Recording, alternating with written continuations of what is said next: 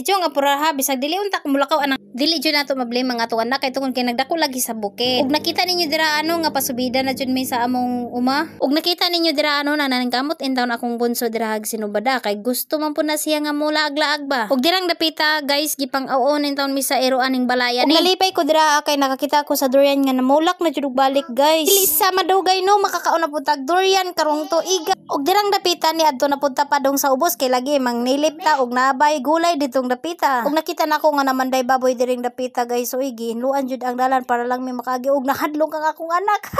Wala madugay kay nahadlok man siya. So nakita ninyo dira nga ako na lang nang gikugos. Dili jud nako ikaulaw ang realidad sa akong kinabuhi guys. Kay mo jud ni ang tinuod. Dili ko gusto nga akong anak intawon dirang dapita nga masipit-sipitan sa mga tunok kay najoy tunok among agianan mo na akong gikugos na lang. Way problema sa akong kinabugangan no kay tiguang na naman na siya kaning isa kay bata pa man siya. Makaingon jud ka nga ana ay unfair sa duha nimo ka anak.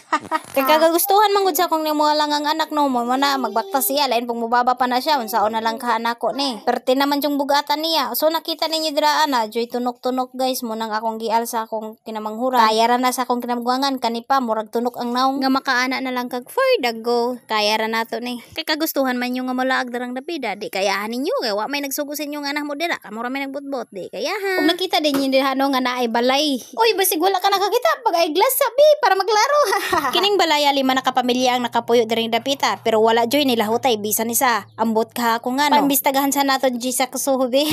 Basi na ay wakwak diring dapita. Diring dapita peaceful jud kay mong utok diri no maglantaw-lantaw sa kalubihan ug dagko kayong mga kahoy nga motabon sa imo ug mohatag kanimo ug kalandong sa imong panghunahuna ug dirang dapita nakita ninyo nga na ako ikuha diha. Puslan man nawa ta na apil sa payout so manguha nang tagabi parang tatay gulay. Ug kining bayhanan ni kay unsay makit-an nga mapuslan niya iya jud ang kwaon o nanguha na pug kakao patay jud kang papa na no patay jud ka unyag kasab-an na pug kang makit-an ang mga panit giduha pa nimo ha unya kang papa day patay jud kang papa nimo unya do mag-andam-andam na lang jud sa kasaba dira do andam-andaman na lang jud mga kasaba si mga amahan kay perti man si patagod. Nakita ninyo dira nga perti jud akong lipaya nga kakitag kakao labi na nga akong kinamanghuran perting lipaya ay hulaton panita na kay kauno na nato. Perting biliba jud nako ning bayhanan ni kay pangkit-kiton ra man ang panit sa kakao. Perti jung sipata lagi naong lagi.